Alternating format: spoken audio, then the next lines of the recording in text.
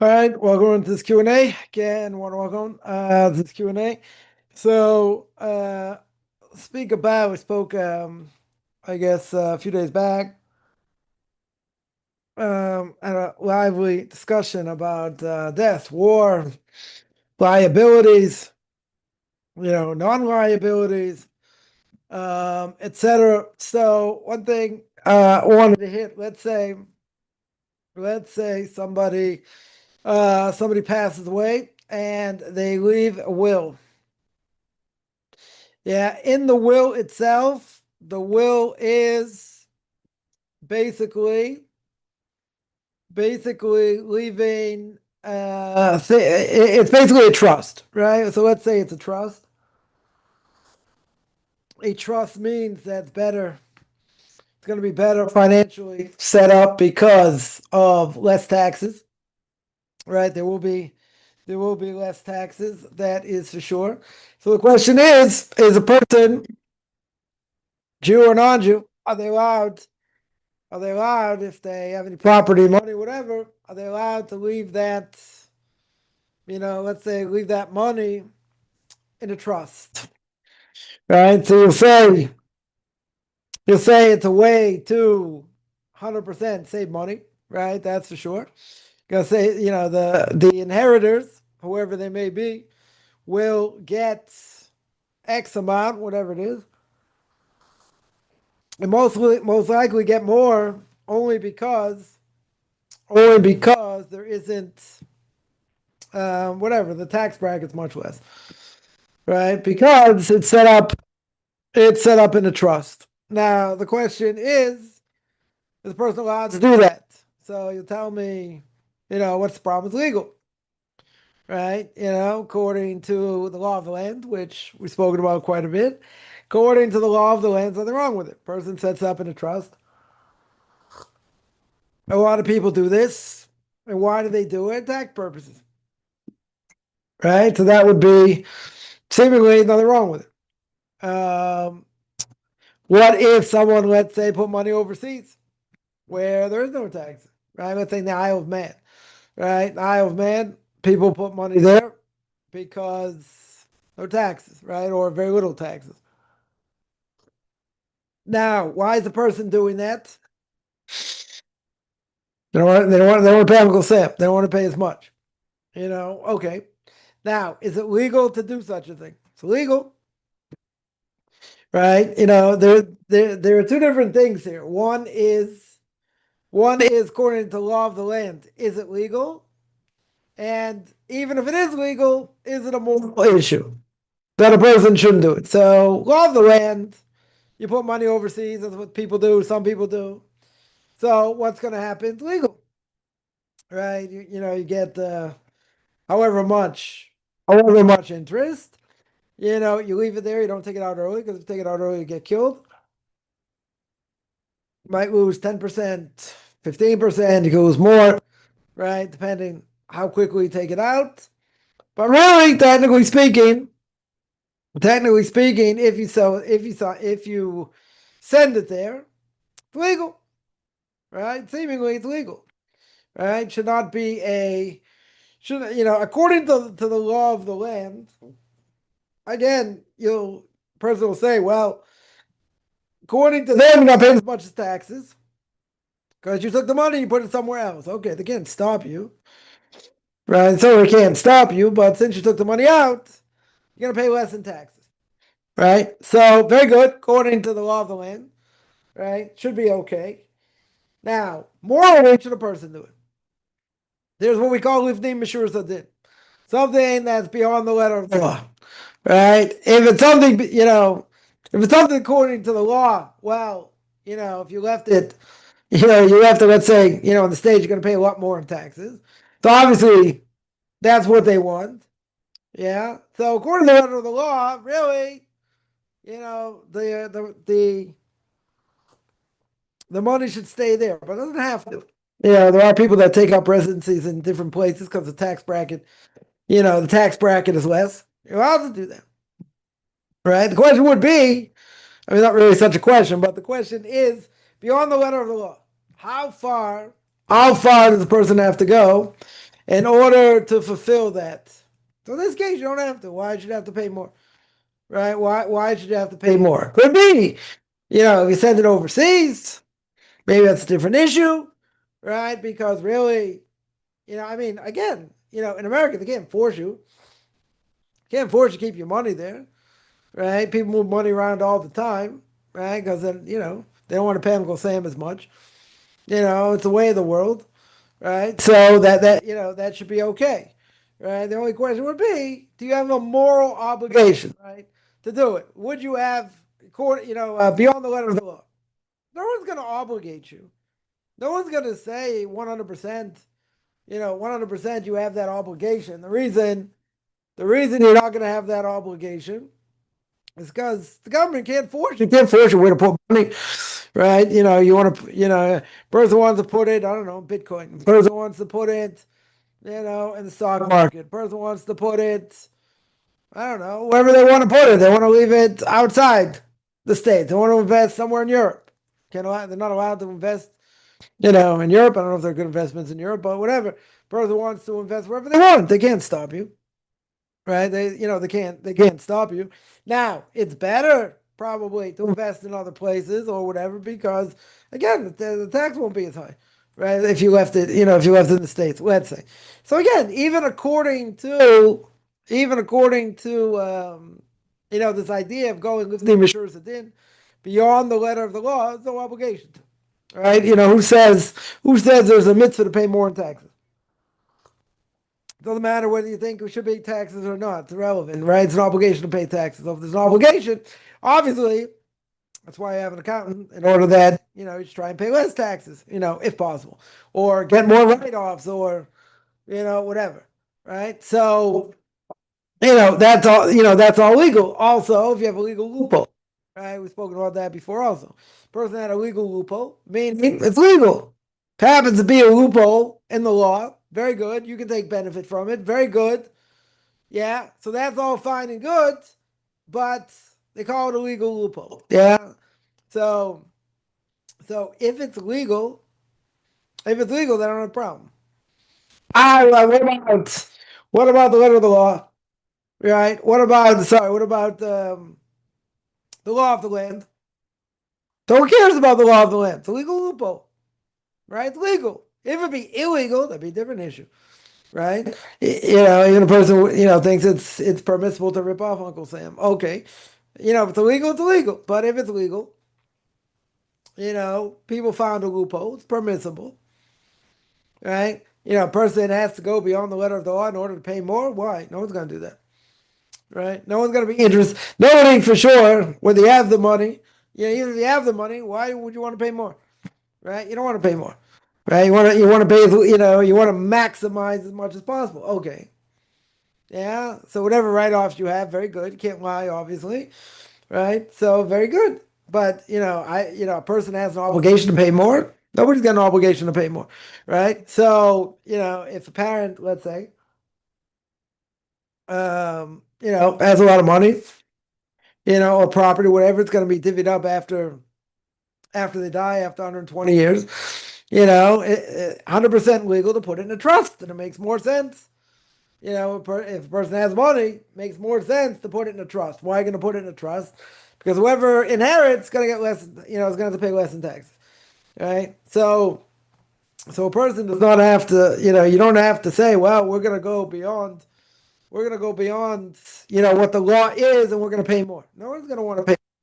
Right? People would say, why would you have an obligation if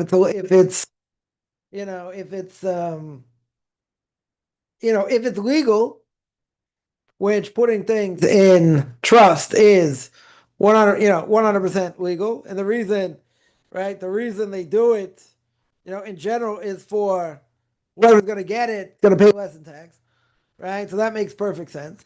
Or they have these things called tax-frees, right? Back in the day, they have these things tax-free. That means you put it in certain things, you have to pay tax on it, right? You want to pay tax on it. So if you don't have to pay tax on it, what? I have to look for something I have to pay tax on for what? But you want to go beyond the letter of the law. Not in this case. No one's obligated to pay more than they have to, right? Nobody wants to pay more than they have to. That's for sure. So in that case, whether it's tax-free, whether it is in a trust, right? Let's say if it's in a trust, very good. So whoever inherits, yeah, whoever inherits, according, obviously that's go according to the trust. Some trusts are irrevocable. Irrevocable means it can never be changed. Right? In other words, the person who did it in a way where whatever happens to them, you know, they signed, they signed this document, and basically the money stays wherever it is. It's going to get whatever interest it is, but whatever's left of it, or however much it is, it's going to be divvied up for the inheritors and can't be changed. Right? In other words, during their lifetime, can never be changed, and the money is only going to change hands when the person dies. Now, if it would be a revocable trust, that's a different issue. Revocable trust, the person who did it has the ability to change it. They can change the will as much as they want. Take people out, put people in, give more money, less money. Give payouts while they're still alive. They could do that, right? That they have the ability to do that. Okay. Right? What should a person do? Whatever they feel like doing. If they don't want to, if they want to be out of mind, out of sight, no one can touch it. No one can do anything with it. It can never be changed. So good. So you make it irrevocable, right? No one can tamper with it, right? We're not worried about, anyone tampering with it. They're irrevocable. Very good. Yeah. Again, if they, may contemplate in the future giving it out during the lifetime, which most people don't, right? Some people do, but probably I would say a lot of people don't, because a lot of people, as they get older, get afraid something happens, you need money, whatever, I don't know, major operations, other things, they have to go to a nursing home, whatever it may be, right? Whatever it may be. So what's going to happen?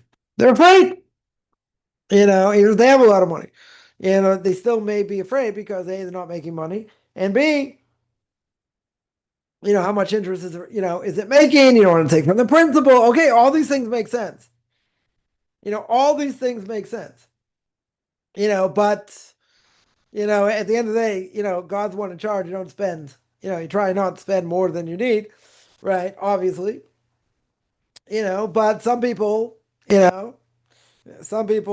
they'll make a calculation, however much they have, what they need to live on, and however long they think they're going to live, they may give some of it, to their kids during their lifetime. And for some people, that's a huge help, right? That will help them, tremendously. But, I think for most people from what I've seen don't do that, right? They're going to give, whatever they have, even if they have a lot, they're going to give, at the end of their life. Meaning when they die. That's when they're going to give. Now, even if the kids may need it, it doesn't matter. I think one of the main reasons somebody would do that is because, again, cost of living goes up. What if you need it for, I don't know, person needs it, let's say, person has a surgery that, it's not totally covered, or, yeah, medical expenses, or, I don't know, may have to go to a nursing home. Nursing homes not, or assisted living, they're not cheap. So you'll need money, right? You don't want to, give it all away, then you have nothing, right? Then how are you going to live? So that I think is the reason. I mean, it could be other reasons, but I think that's the main reason. People are afraid, right? People are afraid. If I spend it, and I help you, or I help my kid, or whatever, then how much money is going to be left? And you're constantly thinking, I may need it in the future. Now, so that gets into the whole question. Well, does God run the world? God's in charge, right? So what happened? What happened to Emunah B'tachon? What happened to their faith and belief in God? So if some, people don't have it, they see what's in front of them, so to speak. There are good chances, right? That it makes sense to a certain point. Again, a person sees how much they have to live on, what their living expenses are, how much they have, what their assets are, so to speak, and what they can do, realistically. But again, some people would say, I'm going to use it, whatever's left, you'll get. Even if their kid was in dire straits, or they're having a very difficult time, So what? You know, there'll be a lot of people, guarantee the majority, will say, it's not my problem. I don't have to support you. I have no obligation to help you. I did enough, and anything that happens to me, good. So you get whatever's there. If there's more there, there's less there, but you're not getting it while I'm alive, right? Or you're not getting some of it, right? Let's say, okay, there are people like that. And again, I think the reason is they're afraid, right? That no matter how much money, no matter how many a person has, right? It doesn't really matter. They think they always need more, right? They think they always need more, and because they think they need more, they're not going to help someone during the lifetime. Usually. Now, I've seen some cases, few, not too many, where a parent actually gave their child during the lifetime. I mean, they were, let's say they were mega wealthy, so they gave to their kids during the lifetime. In other words, why wait? Why wait till I die? I'll give it to you now. Right? I'll give you a portion now. They got plenty of money, so not worried about it. So, again, that's also rare. It's also rare. Right? And I've seen a few cases.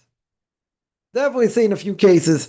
A few cases like that. But I would say not as,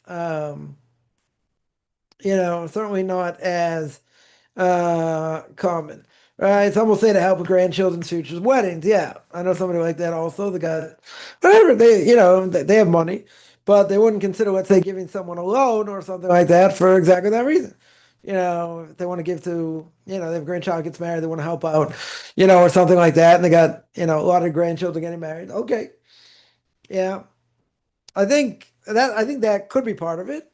I think that could also be part of it. But I think people are just afraid in general because, they get sick and if they have to go to a home or this and that, that's going to eat up a lot of money. Right. And what people do is if they know that's the case, they'll sign over, let's say their house or apartment or whatever, if they own it, sign it over to someone else. It's actually a good moral question also. They'll sign it over because they don't want to get, they want to show that they have any assets because then they use the asset. They use the asset, to pay. So, that gets into another question, which we'll deal with a little bit, and that is, let's say someone's not making a lot of money, let's say not, I wouldn't say a ton of money, right? But they do own, let's say they own their own house or apartment, and really they could benefit from government programs. So what do they do? They sign over the house to someone else, right? It's not theirs, and they show that they don't own, right? Because obviously, if a person owns or has an asset, they'll be expected to pay more in other ways. Now, there are people that do that. Yeah, there are people that do that. Now, the question is, how could you get benefit from government programs where you're absolutely lying, right? It's a lie. You own it, right? Legally, you own it, but what are you doing? Wink, wink. You're signing it over to someone else, but really, you're the one. You're the one who owns it. So what ends up happening is obviously these government agents, going to check that or whatever. But let's say you get away with it. Let's say, let's say, it is signed over, whatever you don't own, so you qualify, right? Let's say you qualify, which is probably the case. So a person qualifies for these programs, but these programs are not there to be abused like that. Certainly not. I definitely heard, a lot of stories like that, but that's not what the programs are for. Okay, I understand. Middle class, people, when it comes to tuition for schools, and just everyday expenses, people are struggling, right? They're not, you're making $100,000, you're not making enough. You're making $200,000, you're not making enough. Yeah, so people are going to, struggle this way to try and offset some of it. Yeah, but it's a lie, right? It's a total lie. It goes against the law, right? It is against the law. You could get prosecuted if you found out, that you lied, right? So my Rebbe's always fond of saying, there's a prohibition in the Torah.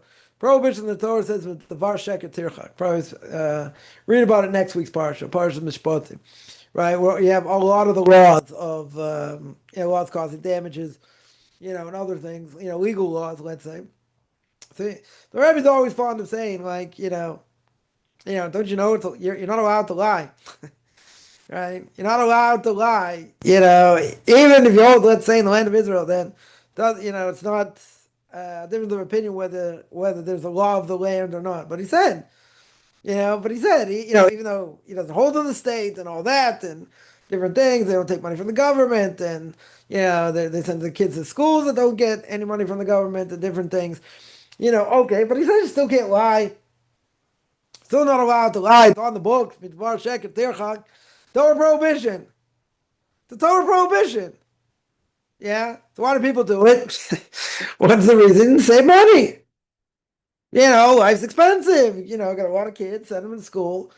Have to send them to camp or not or whatever. And it's just the expenses are huge.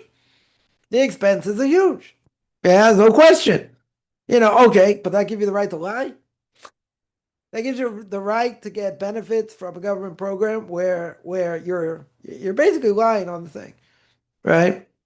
You're basically lying. So how can you do that? Yeah, what's a simple explanation? There is none. Right? We'll make it very simple. You're lying. Essentially you're lying. A lot of people do it. A lot of people do it. And let's say most people don't get caught. Yeah. Let's say most people don't get caught. And it's still a problem. Even if you don't get caught. Yeah, it's still a major problem. You're lying, right? You're getting money that doesn't belong to you. Now, what happens? Let's say, where they got money, they lied. They totally lied. They got money. They got money they weren't supposed to, right? And let's say it's money they don't have. They can't pay it back. Are they obligated? Right? I'll just take this a little step further. I see a lot of questions here. Well, let's say they got a lot of money. They got a lot of money legally. Now, if they go to the government offices, wherever it is, and say, okay, this is what happened. This is what happened, and I want to return the money. Right? They want to return the money. Yeah, what's going to happen? They'll be guilty and go to jail. Yeah, because what they did was totally illegal. Yeah, I've had a few cases like this. People told me now they feel bad. Right? They feel bad. Even according to Noahide laws, be forbidden. It's stealing, 100%. But if they give if they go to the proper authorities, very well could go to jail. Right? So there's no obligation to do that. Not even going beyond the letter of the law. Absolutely no obligation. Right? No obligation to do that. So what do you do?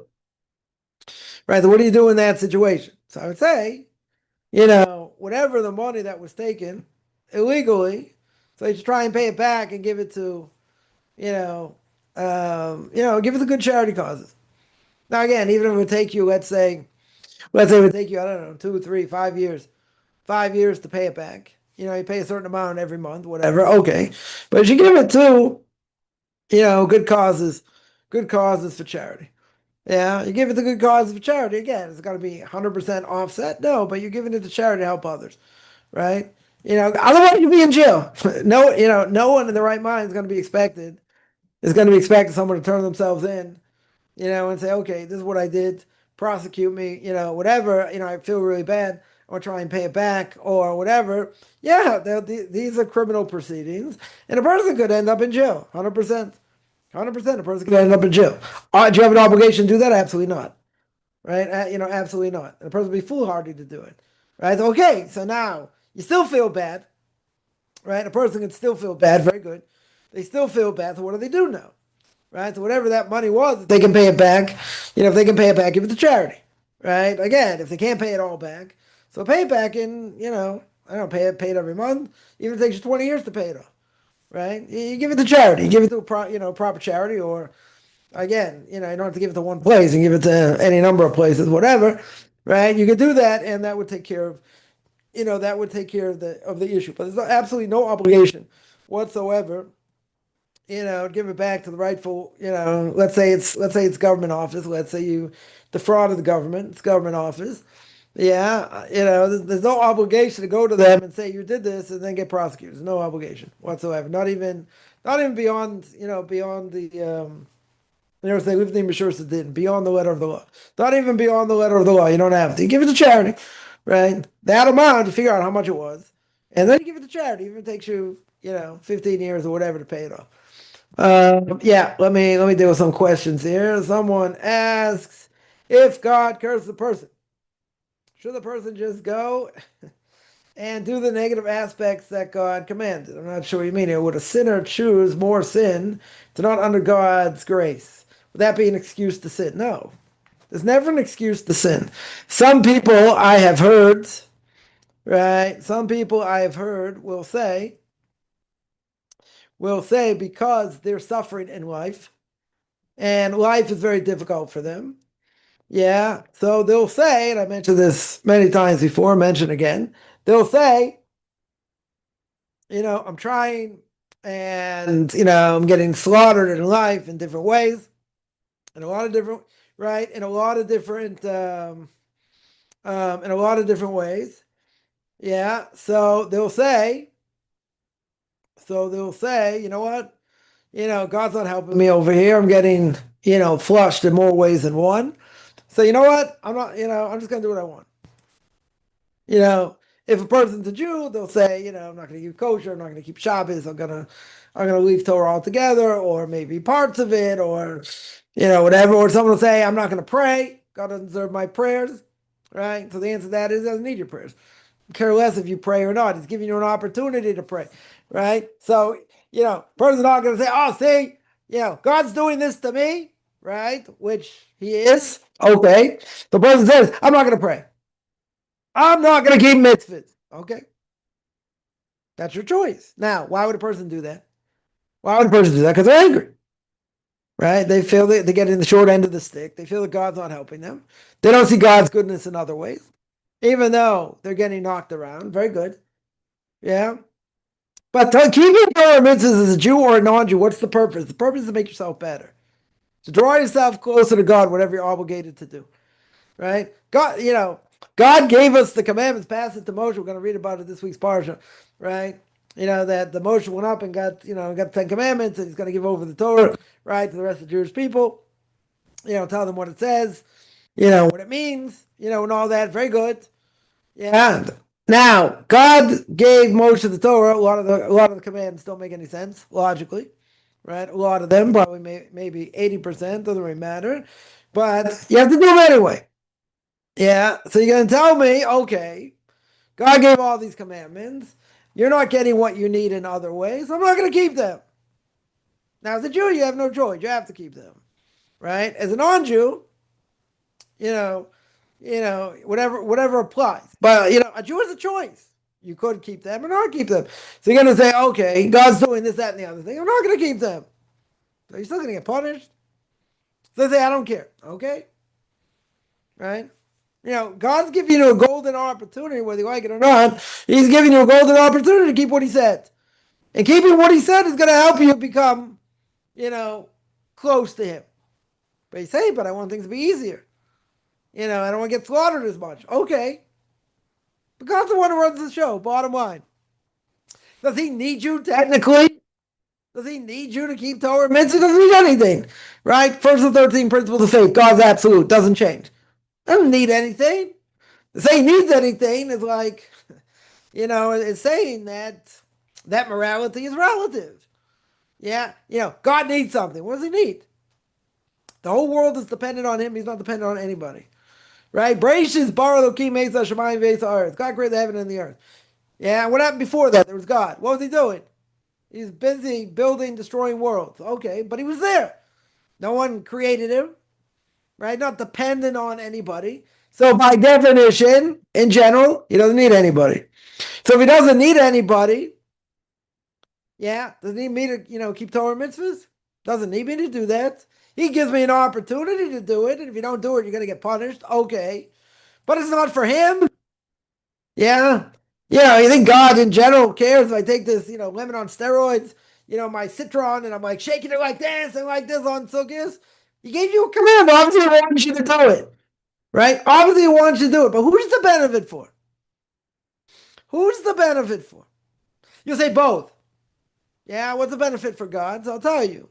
So in the beginning of the book of Leviticus, the Torah says that when a person brought a sacrifice, it was nachas ruach to God. It was like a pleasant aroma for God. What do you mean pleasant aroma? God doesn't have body, right? At least not last time I checked, right? Even though there's anthropomorphism in the Torah, saying that, God has an outstretched arm and he's got a big hand and whatever. But again, God is infinite. If he's infinite, it's just a way for us to understand about God's power, God's might, whatever. But God's infinite. He doesn't have a body, right? Someone doesn't have a nose, so what does it mean? That has a nice aroma. Like imagine, like this immortal being has a big schnoz, right? He's got a big nose, like, oh, beautiful. What a smell. What an aroma. Barbecue, right? Beautiful barbecue. Unbelievable. Unbelievable. What does it mean? So Rashi there on the spot says, you know what it means? You know what a nachas ruach l'Hashem means for that God enjoys it? What does it mean? When we do what he says. When we keep what he says. When we keep what he says, that's a huge thing for him.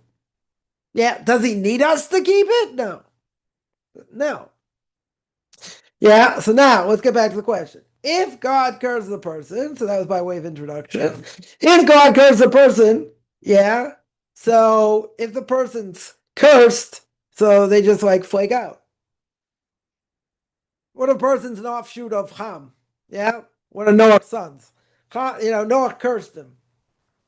So all these people that came from Ham are cursed. Very good. So that curse is forever. That never changes. So now, that person who's cursed, let's say. So what do they do? Give up on life? They just say, well, I'm cursed anyway, so what? They could choose that. 100% they could choose that. But guess what? If they're commanded in Torah and mitzvos, let's say, they still have an obligation whether they're cursed or not. But a person can use simple logic and say, if I'm cursed, nothing's going to change. Right? As the people write, all the descendants together, there's a curse. And if it wouldn't be for Noah giving that curse, I would never understand it. Can individuals come out of the curse? Yes. Individuals. Can a whole group and a whole continent come out of a curse? No. That's never going to change. Right? So a person could make the conclusion, wrong conclusion. They could say, okay, I'm cursed, there's no point. There's always a point. There's always a point drawing close to God, regardless of whether you're cursed or not. Now, can some people get out of the curse? In theory. Not the majority. Majority not going to get out of that curse. But let's say, even in this case, someone asks, the person is cursed. Okay. Yeah. Do they do the negative aspects of that, what God commanded? Do the positive things also. Why just the negative? Why staying away from the negative things? You do positive things also. Right? You shake your lulav on sukkahs. Yeah, you're shaking it like this and like this. Yeah. But you're cursed. So what if you're cursed? Right? That stops you from keeping Torah mitzvahs? Doesn't stop you. Logically, a person could say, again, I would say it's wrong, but logically, a person can say, you know what? I'm cursed. It's never going to help me anyway, so there's no point to do it. Okay. Yeah. They could come to that conclusion, like someone says, I'm having such a hard time. It's not fair, blah, blah, blah. So I'm not going to pray to God. Okay. As a non-Jew, do you have an obligation to pray to God? Not necessarily. Right? Obviously, as a Jew, you do. God doesn't need your prayer. He doesn't even need Jews' prayer. Doesn't need anybody's prayer. Why? Prayer is one of the things that always needs to be strengthened, as we always say. But God doesn't need your prayer. So if he doesn't need your prayer, what's the point of prayer? What are you going to tell him? Saturn, those beautiful rings. He's like, of course they're beautiful. I made them. Yeah. Pluto, that frozen tundra, not a planet anymore, got demoted. Okay. God's going to say, I created that. Thank you very much. Right? What are you going to tell him? I love how you sit up the day every day. The sun comes up and it goes down and this. We have air. Like, thank you very much. God needs that. God is a sycophant, a nice SAT word. He needs me to suck up to him and say, wow, beautiful thing. Look at all the great things you do, the rain, the snow, the this, the that, all the things we praise God for life in general. Right? Okay. God needs me to say that? No. God has no needs by definition. So why does he obligate me to say it? Because it gives us an obligation. It gives us an opportunity to draw close. Right? Right? So would a sinner in this case choose more sin? Maybe. They might choose it. They might come to the conclusion and say, you know what, if I'm cursed, why bother doing anything? There's no point to doing anything. Right? So, back in the day when I was younger, a lot younger, someone would say, it's all or nothing. Right? If I don't keep all of it, then there's no point. Because, if I don't keep some of it, I'm going to get punished and whatever. So I might as well do nothing. Not true, right? I would have said when I was much younger, no. You got to keep it all. Right? It is all or nothing. I wouldn't say that today. Right? And after a while, I wouldn't have said it either because you do what you can do. You do, maybe what you're comfortable doing. I don't know. Whatever it is, you're not able for whatever reason to hold by keeping Torah mitzvahs, all of it. So you do, it's better to do something than do nothing. Yeah. Part of me would say it's probably better to do nothing, but then you have no biases or whatever. Because, if you're doing it wrong anyway, then seemingly there is no point for that. Maybe a person will draw close. You see that even if you grow up, let's say Reform or Conservative, you can come back. It is possible. I'm a living witness of that. Some other people like that. So it is possible. I'm not going to say impossible. Right? I'm not going to say, well, if you're going to do that, it's worth nothing. Part of me would say, yes, it is worth nothing. Because most of these people never change. I would say probably 99.9% of these people never change. Right? Just based on experience. Yeah, they don't change. So if they don't change, what's the point of doing it? Good question. Right? I would say there is no point. Because A, they're not doing it right. And B, it doesn't affect them. Because they're not doing it right. Torah has an effect on everybody. Very good. Should have a positive effect somewhere. Right? But some of these people, they do it wrong. They don't care. And nothing's going to move them. Some people, it won't be enough and they'll go further. Okay. I don't think the vast majority are going to do that. And certainly not. Certainly the vast majority are not going to do that. Okay, that's their choice. So back in the day, I would say, is it better they do nothing? I would say yes. Right? That's what I would have said. Today, I probably say, okay, probably better do something than nothing. At least, try and do it right. Right? But a strong part of me would still say the same thing. I would still probably say the same thing. It's not worth it. Nothing's going to change. Nothing's coming out of it. Your kids aren't going to be more religious. Maybe someday, maybe down the line, maybe. But they're not going to change. You're not going to change in general. Some people will. The vast majority won't. 99.9% won't change. So is there a point to doing it? Even on a very watered down level. So you have to ask the person. I would say it's not worth it in general. I would think it's not worth it. Again, there is part of me that would say better do that than nothing. Because you never know what it leads to. Propaganda, as we always say, never goes to waste. Okay. But a very strong part of me would say it's not going to do anything anyway. Right? So, would a sinner choose more sin if they're not under God's grace? Probably. Because they're getting beaten down alive. So they say, if I'm getting beaten down alive anyway, what's the point? I'm not seeing the goodness. Because I don't see the goodness, why bother? That's what they would say. Yeah? But I'm saying that's not true. Because there is plenty of goodness that they don't see. They only see the negative. Yeah? They only see the negative. There could be a lot of negative. Okay. But I would agree. I definitely would agree that there will be people that will say, you know what? I'm not under God's grace, and, why should I keep anything? Why, forget about the negative commands. You're going to put on tefillin every day if you're a guy? You're going to eat matzah on Passover? Like, certain things you might do. Yeah, but a lot of things you won't do, right? So I would agree, right? I would agree. Is that an excuse to sin? No. It's not an excuse to sin. The reason is it's because you're looking at the bottle the cup is half empty. You're not seeing any positive thing in your life at all.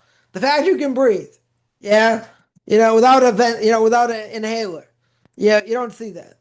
Yeah, the miracle of the human body, you don't see. The weather and how it is in nature, that you don't see. There are plenty of things you should be able to see. Not everything is negative, but I do understand why someone would be totally negative and would continue to sin because they say, I'm not having good days, I'm having mostly bad days. There's no point. right? So there is no point, right? Would that be an excuse to sin? No, it's not an excuse to sin.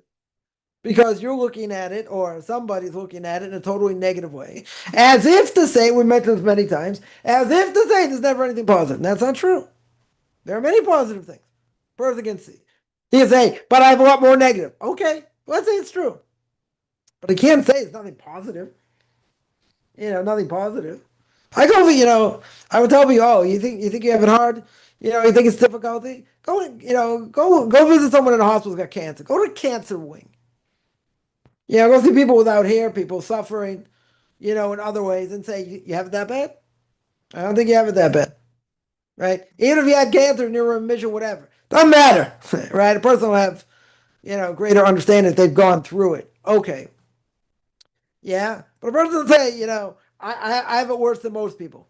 So what did the villain go and do? He sent the students that were suffering from abject poverty. He sent them on Fridays to go visit people in the hospital. Yeah, and they saw people that what couldn't do anything for themselves. They were tremendously in pain. Yeah, they had to have other people take care of their needs. Yeah, so they went into Shabbos very different. Okay, they didn't have any food, and they were starving basically, but they saw the world in a different way. Yeah, they saw the world in a totally different way. So again, a person will say that wouldn't matter to me. Not true. I can't imagine someone that, their heart is like hard as a rock, right? It's so hard as a rock. You walk into a cancer wing of a hospital, let's say. Yeah. And you see what people are going through. Yeah. Or other things, no matter. Cancer is just one thing, right? See someone has to go through dialysis. Yeah, on a regular basis. Anything. Go sit around, hang out in the emergency room and see what people go through. Right? And then, stay there for a little while. I'm not saying you have to stay there for an hour. Stay there 10, 15 minutes, see what comes through. Hear what goes on. See people like in absolute pain. And then ask yourself the same question. You say, well, what I have is different. And it's worse in other ways. Okay. That could be. But guess what? They're fighting for their lives. They're fighting for every breath. Yeah. You're not fighting for every breath. Let's say in general, you have relatively good health, right? As I was growing, as I mentioned before, I grew up among adults, and people say when I was a kid, if you don't have your health, you don't have anything. Now, anyone's got health problems, real health problems, they understand, right? They totally understand. So even if a person's going through hardship, whatever the hardship is, I'm not gonna sugarcoat it. People go through tremendous hardship, no question. Yeah. You're not gonna you're gonna walk in a hospital, hang out by an emergency room for 20 minutes, half an hour, let's say, even 10 minutes. I don't think it's gonna matter. And you're not going to be physically changed by that when you walk out of the door. I find it hard to believe, right? Does that mean does that mean your problems go away? No, doesn't mean your problems go away. But a person, thankfully, you don't have that, right? So that is worth something, right? That is worth something. That means you have what to be thankful for. Yeah, that's what I would say. Would a person blame God for being cursed? Of course. What else are they going to blame? They're not going to blame for themselves necessarily, right? They could say, well, God made me this way. Right? I'm not going to say it's so uncommon. Someone will say, but I was born to these parents, or what these parents did to me. It's their fault. It's only their fault if you go in their bad ways. Yeah. But we all have certain DNA. Everyone's got certain DNA. We don't have a choice who our parents are, our siblings are, socioeconomic situation, born against the will, die against the will, right? As the Mishnah in Pirkei Avos says.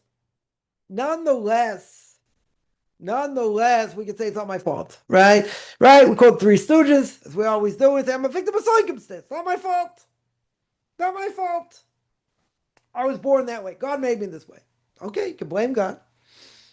But I guarantee some of the things a person goes through is probably their own fault, not just what their soul has to go through. Part of it could be what their soul has to go through in reincarnation, but we're not going to go there, right? A good part of it is what we do and the repercussions for our actions. Okay.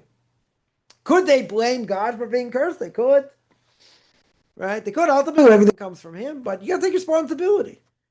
Every single person, see that, Christianity is a beautiful thing, if it would only be true. It's called pass the buck. I would sign up. I would try and convince the entire world to believe in it if it was true. Problem is, it's not true, right? No responsibility. So whatever happens, happens, and there's no responsibility for your actions. It's beautiful. The only problem is it's not true. The Torah itself makes very clear, very, very clear, that it's all about what I do. And I have to take responsibility. Right? Now, so let's say a person has certain disposition that they got, from their genes. Not that they did it to themselves. They were born a certain way, certain character traits. Some things, let's say there are people that get angry very easily. That's part of their DNA. Let's say, they never want to help others. That's part of their DNA. Okay. Yeah. So they have a certain disposition. Does God want you to act on it? No.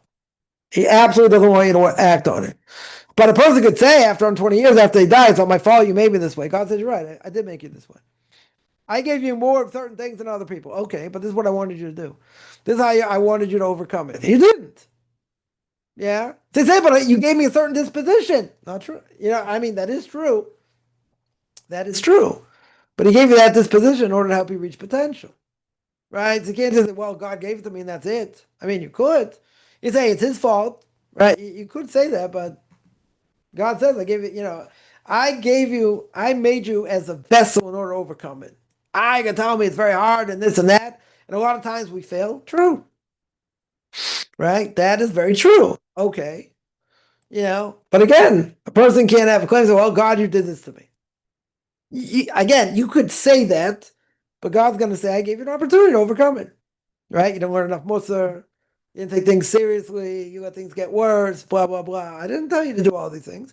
You have a certain disposition. Very good. So good. You'll blame God. God's going to say, I didn't, I gave you certain character traits. Good. But I wanted you to overcome them. I don't want you to act on them. So, how much of the disposition, is God going to hold you accountable for? Depends on what the person was capable of doing. Depends what their potential was. Right? Are we going to fail at some level? Sure. But God gives the opportunity to overcome it. Definitely gives the opportunity. You can't use that as an excuse. Scott made clear his demands upon people, and they choose not to do as well. That's their choice, right? Person has a very difficult life. So they can say, God forbid, they can say, God, screw you. You're not giving me, ample help over here. So I'm not going to do what you say. I'm not going to keep what you say. Yeah, or I'm only going to keep some things. God can say, well, either you're going to keep it, you're not going to keep it. Right? You want to keep some things, not other things. That doesn't make a whole lot of sense. Right? Maybe you keep the things that are easier to keep, not keep things that are, maybe more difficult. Okay. But you make the bed you lie in, bottom line. Yeah. So you tell me God made my life, unbelievably, and not showing any mercy here. Okay. So could a person say, God, I'm not going to serve you. I'm going to serve you in a half-hearted way. Yeah. Are they going to get punished for that? Oh, yeah. They'll still get punished for it. Right? But that's, again, what's the problem? The problem is, I understand, a person's getting beaten down alive. Very good. Even if a person's getting beaten down alive, doesn't mean you don't have the ability to overcome it. And even if it's hard, that is if to say a person's going to say, there's nothing good. Nothing good in life. I don't have anything good in life. So again, go to a wing, of a hospital that has cancer patients. Go to people mentally disturbed, even better. People have serious mental health issues. Go to a psychiatric hospital. Very good. Yeah, see a bunch of wackos there. Yeah, you'll tell me it's not their fault. Whatever, it doesn't matter, right? Go see a place like that.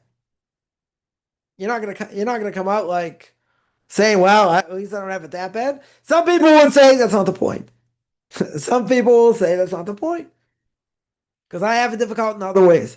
That doesn't offset, but you don't have that, right? When a person says, "I'm getting beaten down in life," and we all do at different levels. What a person is saying is, well, I'm not going to serve God because it's so hard, because he doesn't like showing me that he doesn't love me, he's not going to help me, blah, blah, blah. That's as if to say there's nothing good in my life. And that's an impossibility. That is an impossibility. Because there are a million things you can be thankful for. A million. Yeah? Right? Northeast right now is absolutely freezing. Right? 8 below zero, 5 below zero, 10 below zero. Imagine you had to live on the streets, freezing cold. Even if you don't own the place you live in, okay. You're not living on the streets. You have food, sometimes better, sometimes not, whatever, but you have food. You're not living on the streets. Now, some people say that doesn't matter. Why not? Why not? That gives you something to be thankful for. But some people will not see the good in anything, and the reason is because they're getting beaten down alive. Okay. Yeah, but I don't think that's an excuse. Not to see that you have something good in life. Yeah. Then I ask why are people pursuing sin? You want me to answer that? Why are people pursuing sin? Very simple. Because they have Moreno Verbeno the Eitzar. They have an evil inclination. Yeah. Some people they don't care. They just give in. They just do things that aren't good for them. Why 30% or more of Americans obese? Because they like to eat. They don't exercise, they like to eat, they eat garbage, right? They eat a lot of processed things. Whose fault is that? You're gonna say it's society's fault because they make everything so good and so tasty, whatever. So you have to have discipline. You have to have discipline. Oh, you don't want to have discipline? Yeah, you just want to eat whatever you want. You're not going to exercise. Everyone's going to tell you it's not healthy. It's going to come back to bite you, right? Sooner or later. 30% of people, I mean, think about it. 30%, first of all, it's not a small number, right? And second, we're talking about someone who's obese, right? Obese means you're significantly overweight. Significantly overweight. Yeah. So it's not my fault. There's so many good things out there, and I go to a supermarket and plenty of things. Okay, I get ring dings and devil dogs and other things. Oh, they still make these things, Twinkies, whatever. Potato chips, all these good things. The person has the munchies. What happens if you don't exercise? You eat all this garbage. It's unhealthy. 100% unhealthy, right? So you gotta say it's your own fault. It's not your fault. You don't have discipline. It's hard to have discipline. There's a lot of good things out there, right? There's a lot of temptation, not just by food. There's a lot of temptation, other things, right? So why does the person sin? Temptation. That's why they sin, because they don't have an anchor. They don't have a moral bone in their body. They don't have Torah, right? They don't have the anchor. So if they don't have the anchor, how are they going to fight against it? The Gemara says, I created the evil inclination, God says, but I gave you an antidote. What's the antidote? Torah. Torah's the antidote, but you got to work at it. Yeah, and even though Torah is the antidote, the Gemara says you need heavenly help to help you overcome it with the antidote. So now let's ask the question again. Why do people sin? Why do you think they sin? They sin because, first of all, they don't have the antidote, they don't have Torah, and second of all, they're not disciplined. They just want to do what they want to do. That's 90% of the people in the world or more. They don't have any discipline, they don't have any morals, they don't have any scruples. They do whatever they want, right? And things are tempting. Right? Why do you think there's so many people out there trying to scam people? Because they know people are gullible, they know which buttons to push, so to speak, and they prey on people's weaknesses. Why don't you get a real job? You get a real job instead of scamming people, right? Get a real job. No, this is better. Better money, quicker money, this, that. Isn't there a temptation to make a lot of money, not want to have to work? Sure. It's about cutting corners and messing people up. Some people are not going to say everybody. Some people are not going to care, and that's what they're going to do, right? So that's part of the evil inclination. So if you don't have Torah in your life, you don't have any morals, any moral value. So what's going to happen? You'll do wherever the wind blows you, right? Famous example, Rabbi once said, you're in the middle of the ocean, you're in a sailboat, no motor, you throw the rudder overboard. What happens when you throw the rudder overboard? The sailboat goes wherever the wind takes it. So that's morality, right? That is morality. So it goes wherever it takes you. Yeah, so I'm very moral. I don't cheat on my taxes. Okay. I can probably think of a lot of things probably not so moral in. Yeah. But according to who? You have to have a set of values that is absolute, that never changes. Right? So that's the case over here. Right? That is the case. Let me see other questions here.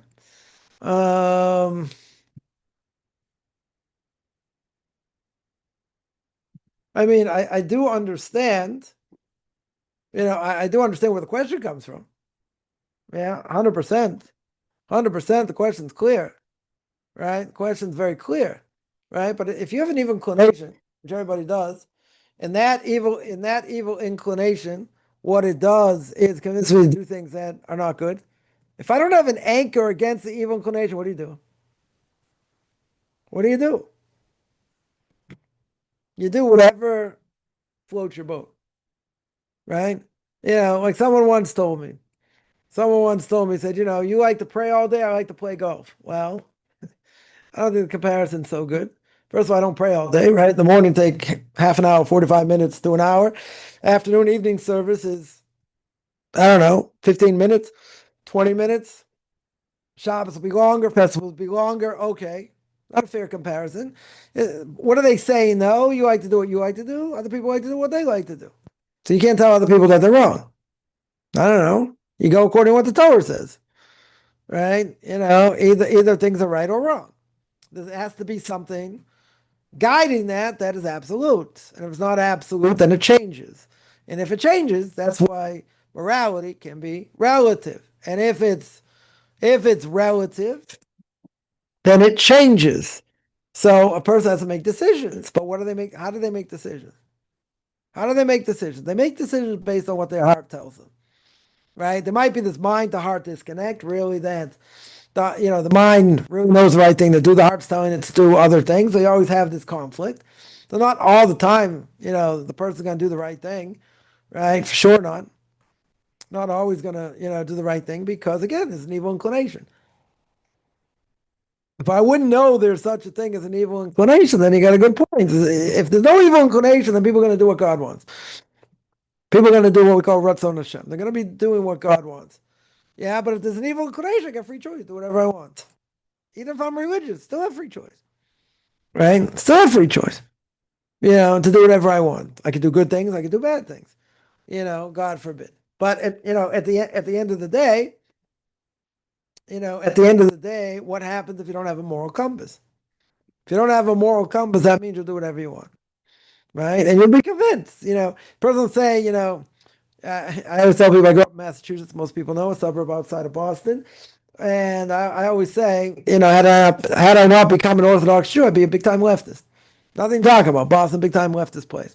Yeah, big-time leftist. Yeah, but what can I do? Thank God. I keep Torah mitzvos, or try the best of my ability, let's say. So in that case, if I didn't have Torah mitzvahs, yeah, why wouldn't you be a leftist? Why wouldn't a person, be LGBTQ? Well, what's stopping them? Right? What's stopping from supporting that? Otherwise, they're gonna say, "Oh, you're racist. You're I don't know, homophobic, whatever." It's a way of life. You got to accept it. Blah blah blah. So, why wouldn't a person accept it? Why wouldn't a person accept it if you don't know by Torah mitzvah? You're gonna say, "Well, I don't believe in it." Why not? What's the problem? Say, "I wouldn't want my kids to be like that." Why not?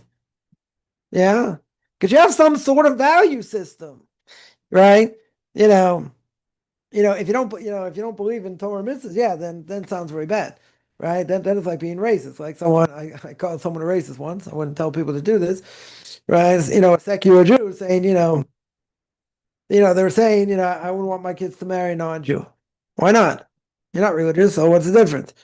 Well, it's not a good thing. But again, why are you singling out non-Jews? They didn't do anything wrong. Right? It's a Jew that didn't marry is the problem, but they didn't do anything wrong. And he said, "But you're an Orthodox Jew." I said, "Right. So why do you, but you also say it's wrong to intermarry."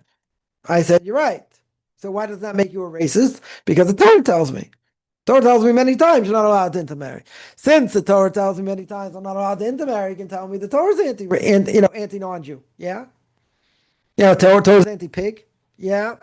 Yeah, Torah's anti-other things. Okay, so we might have an image problem. Could be. It could be, but if I believe in God and I believe God passed it down to Moses, Moses passed it down to us, right? So that's it. So you want to say God's racist? Okay. But wouldn't be, just logically, wouldn't be a good thing if a lot of people intermarry. Yeah, especially if a guy marries a non-Jew. Then according to us, the kids aren't Jewish. And if the kids aren't Jewish, then if you have 60, 70, 80% or more intermarriage like that's going to destroy Jewish people. 100% is going to destroy Jewish people. Single biggest problem today. Single biggest problem, is intermarriage. So that being the case, if Judaism is supposed to survive, right? And God says many times in Torah, it says this is forever, and the covenant is forever. Okay, so the Christians are going to say why we're not chosen anymore, blah, blah, blah. Very good. Muslims are going to say the same thing. Everyone else is going to say the same thing. Okay, God never said it, but it doesn't matter, right? Doesn't matter. So why would that be good in general? It's not the non-Jews' fault, but why would that be good? Why would that be positive for Judaism? It never would be, right? Because you want the Jewish people to stay. You want the majority of Jews to marry Jews, right? Because if they don't marry Jews, what's going to happen? What's going to happen? What's going to happen is you won't have many Jews left. You have even less Jews than there are now. So, the statistic is, I saw many years ago, a Jew married to a non-Jew. Yeah, 80%, I think that was the stat, if I remember correctly, 80% of those children do not get any Jewish education. 80%, now it could be different if the mother's Jewish, but whatever. 80% do not get Jewish education. Not even bad Jewish education. They don't get any Jewish education. Now, what's going to happen to those kids? What's going to happen to those kids when they grow up? Very good chance also into marriage.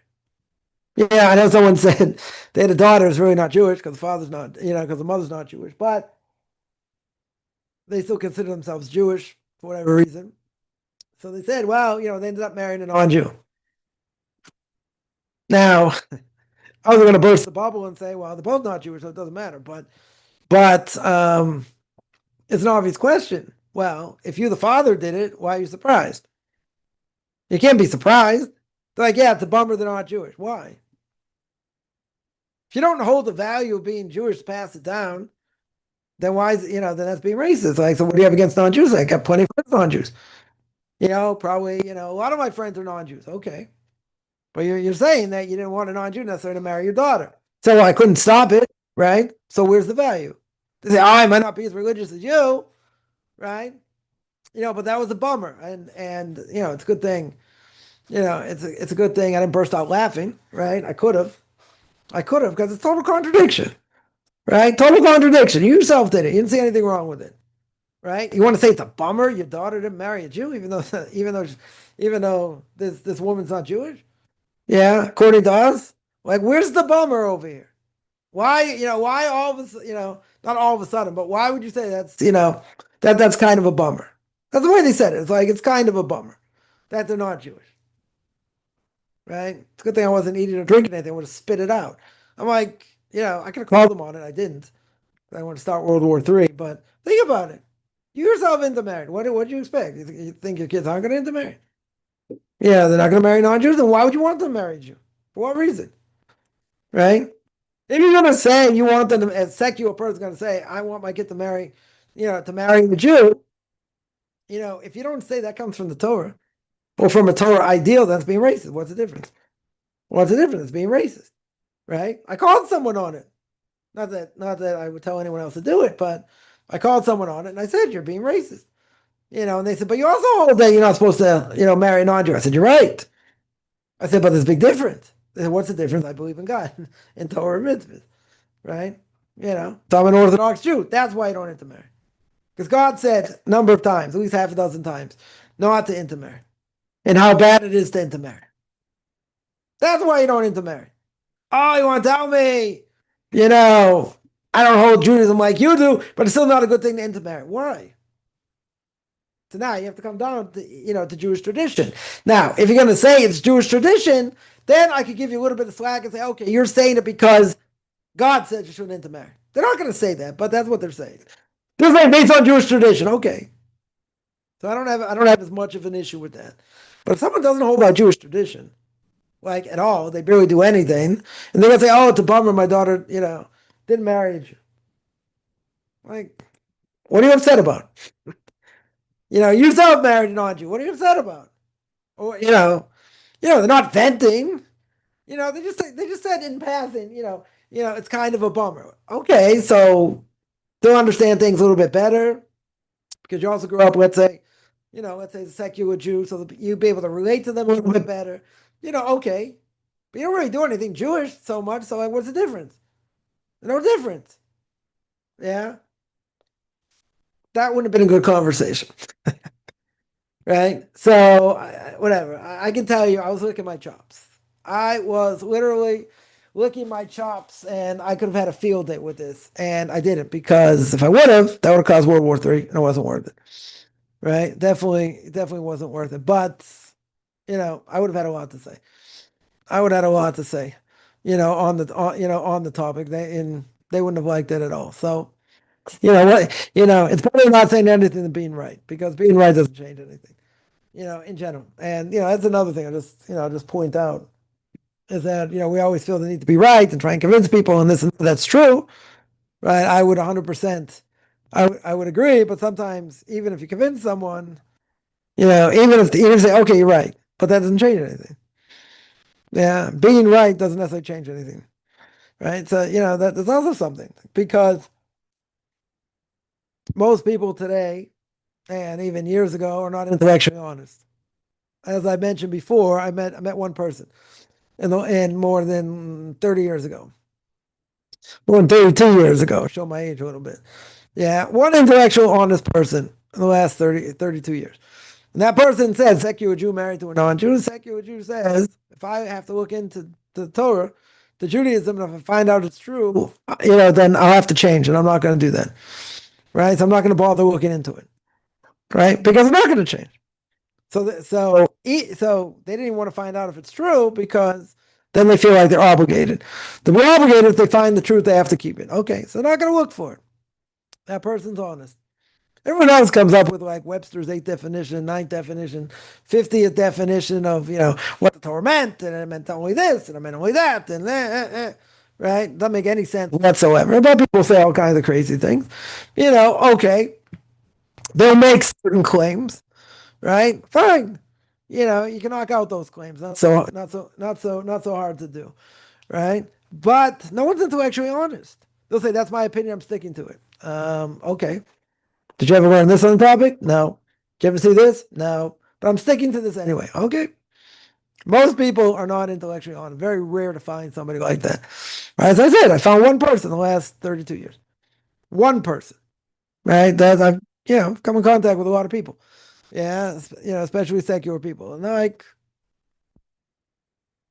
that's it. One. I'm not saying there aren't more out there. If there are more out there, they'll change eventually. If they're looking for truth. Right? But most people are not looking for truth. Right? But they'll come up with all these crazy things and definitions and answers. I'll give an example. I just thought about it today. Whatever. I went food shopping earlier, and I bought mayonnaise. Right? I've told this story before. I bought mayonnaise, and someone's told me, you can never get mayonnaise. You can never get mayonnaise that is doesn't have milk in it. I said, of course you can. It's called parv. There's no milk in it. He's like, there's no such thing. I said, I don't know. I can show you some kosher brands that say there's no milk in it. That's what it means. It's parv. They're like, oh, what do you know? I said, you're right. I don't know anything. But I'm telling you, there's plenty of mayonnaise out there that has no milk in it. And obviously, this person want to make me look like an idiot, right? And say, like, you don't know anything. Okay. Yeah. I thought about that story today. When I was buying, I haven't thought about it in a long time, but it just happened. I was thinking about it. I saw like a number of mayonnaises there, and they're all parv. Because it's kind of problematic if you make it with milk, because then you can only eat it with certain things, right? And a lot of times you want to put mayonnaise, on meat, right? People put on, I don't know. Sometimes people put on chicken, they put it on cold cuts, put it on other things. Burgers, they put mayonnaise on. Some people, yeah, some people. Yeah, so that'd be a problem if mayonnaise is only milk, right? If you're keeping kosher. But this person want to make me look like an absolute idiot, right? And says like, you don't know anything, I know everything. You're a total idiot, and there's no such thing. I said, okay, go to the supermarket. I'll tell you what to look for. I'll tell you what kosher symbol to look for, and see what's in the mayonnaise, right? I said it's called parv. Parv means neither milk or meat. I said find it. I said go in the supermarket and check. You don't have to listen to me. You can think I don't know anything. You think I'm blowing smoke. That's fine. I said, don't take my word for anything. Go see and find it. Will you find there's mayonnaise and milk, and there is milk in mayonnaise? You find it. I'm not gonna say you won't find it, right? But there are plenty of kosher ones out there that I've never seen milk with mayonnaise. I've never seen. Could be dairy mayonnaise, right? But most of mayonnaise is parv, right? But, if you keep kosher, it makes sense. You don't want it to be dairy, because you're gonna, a lot of times you'll mix it with meat and cold cuts or whatever, right? And so you want to eat it with meat. It shouldn't be dairy, right? In that sense. But I said it could be. There There is dairy mayonnaise out there, right? Yeah, it could be kosher, could not be kosher, but I'm telling you, there are a number of products on the market, many products on the market of mayonnaise as parv that are kosher, that are parv. That's both like not true. Do you know anything about kashrus? Yeah, okay, you want to make me look like an idiot, okay, but I'm telling you, that conversation, like that was it. That conversation just ended, finished, right? But people say all kinds of things, and some people are very definitive, very strong in what they believe. Okay, they sound like idiots. They sound like absolute idiots. Like I said, someone who's into married. I said, even if you believe the Torah is written by men, right? Even if you believe it's written by man in a committee and who knows what, I said, why do you think the Torah says so many times not to intermarry, not to marry a non-Jew?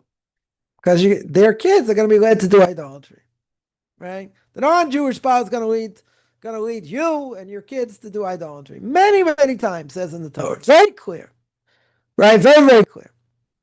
So I said, it was a very touchy subject, but I said, so when the Torah said, whoever wrote it, when the Torah said don't intermarry like half a dozen times, what did they mean? What do these authors, quote unquote, mean? According, if you say they're authors, what do they mean? That generation? Maybe the only generation went in the desert that went into the land of Israel. It didn't mean for future generations. I said, I'm open to interpretation. So what was the answer? So again, this is a losing argument point, right? But they want to put you in a place that's you're a fanatic. I said, okay, I've been called a lot worse. Yeah, so I'm a fanatic. Beautiful. I said, but that's not an answer.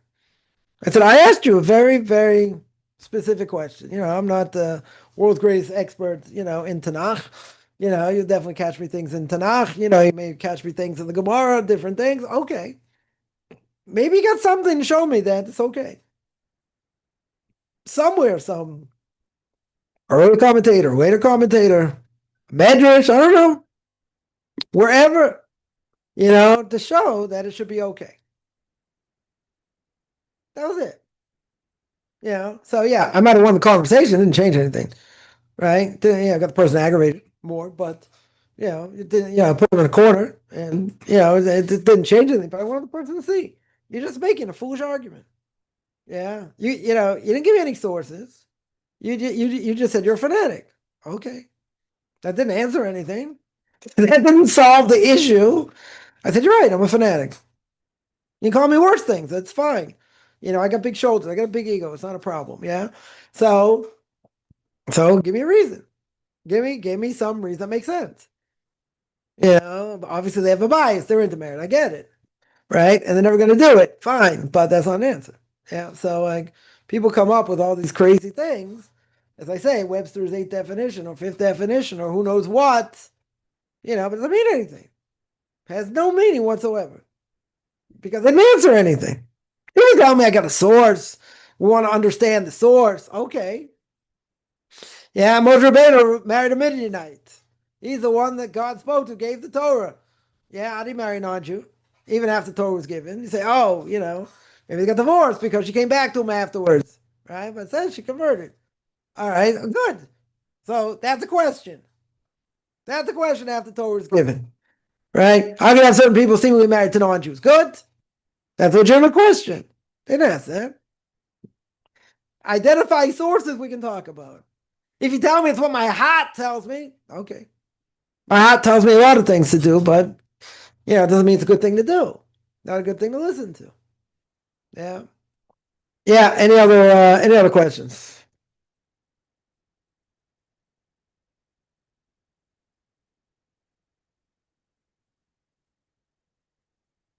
All right, I'm going to stop here. I do this every Tuesday and Thursday, 10 o'clock Eastern Time, 5 o'clock Israel Time.